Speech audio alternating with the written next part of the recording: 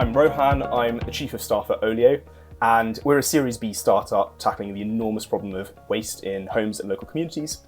And the way we do this is via our app. So we're a platform, we connect individuals with their local community and also food businesses with volunteers. And essentially so that surplus food and household items can be given and taken and lent and borrowed.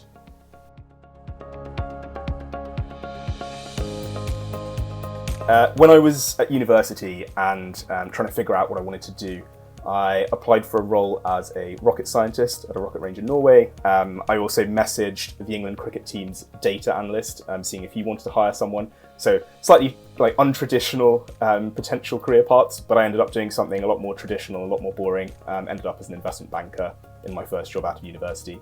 It's fun to look back and think what my career could have been like if I'd followed either of those two career paths. Short answer is I first became a chief of staff completely by luck.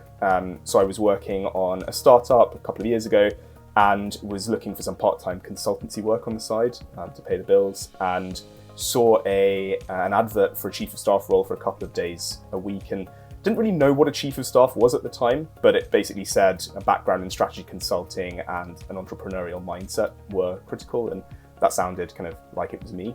So I did that for a while, for a couple of days a week. Unfortunately, the startup I was working on didn't quite take off, but I was considering becoming a full-time chief of staff around that time anyway, and at the same time, Olio reached out, and it was just a perfect time and perfect opportunity, really.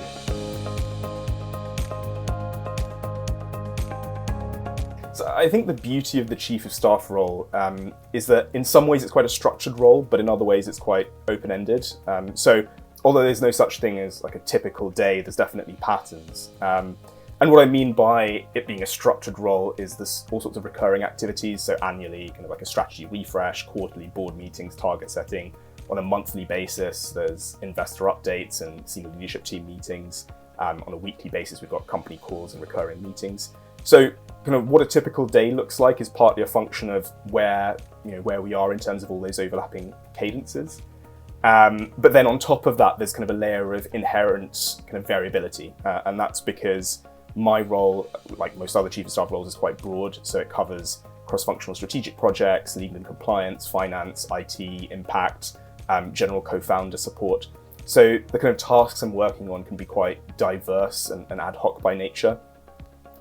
So on a given day, I'll do a bit of structured work, so working on a board deck or an investor update, or catching up with a team member, and then combined with a bit of kind of variable work. So it could be planning or executing a strategic project, it could be handling some kind of issue that's cropped up or something like that.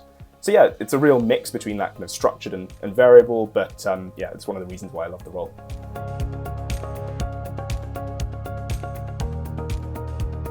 I think the biggest one is to be a really good generalist, like a really good jack of all trades. So that ability to kind of figure things out with very little guidance or steer.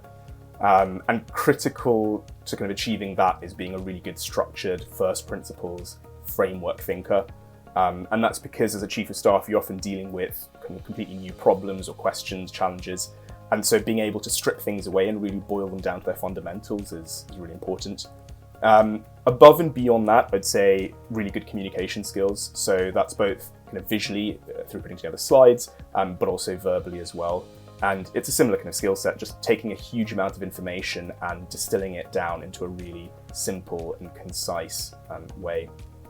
And on top of that, analytical. So you don't need to be a modeling whiz, but it's just super important to be able to build those kind of back of envelope models, test sensitivities, test levers.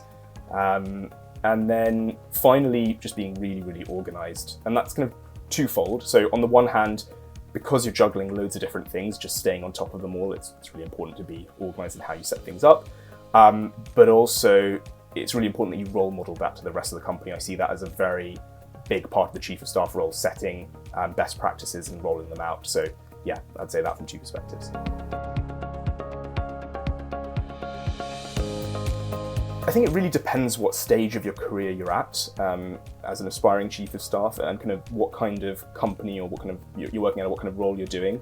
I think if you're still at university, you're still kind of early in your career, 1 to 2 years into your career, My best recommendation would be become a strategy consultant. It just teaches you all the skills that you need to be a successful chief of staff. How to be that first principles thinker I mentioned, how to get up to speed on really diverse topics quickly, how to manage projects, how to influence stakeholders. Literally everything that you need as a chief of staff, you learn as a strategy consultant. The other thing that's key is startup experience. And it can be quite difficult to get your foot in the door with startups, especially if you're not a fresh graduate. Because most startups want startup experience, so it's a bit of a closed shop. But my top tip there is, and something I did inadvertently without it being part of like a master plan to become a chief of staff, is basically if you can't get into a startup, then just start your own one. It demonstrates an entrepreneurial mindset, you learn a ton, you tick that kind of startup experience box. So that's how you get your foot in the door of a startup. And if you're already working at a startup, either that already has a chief of staff or for whatever reason isn't looking for a chief of staff, then look for strategy and operations roles. I think the mix of the two is really important for the chief of staff role. So yeah, I guess to summarize, a bit of strategy consulting and a bit of startup experience in pretty much any role, or otherwise focusing on startup experience in those strategy and operations roles. I think both of those are perfect springboards to a chief of staff role in a startup.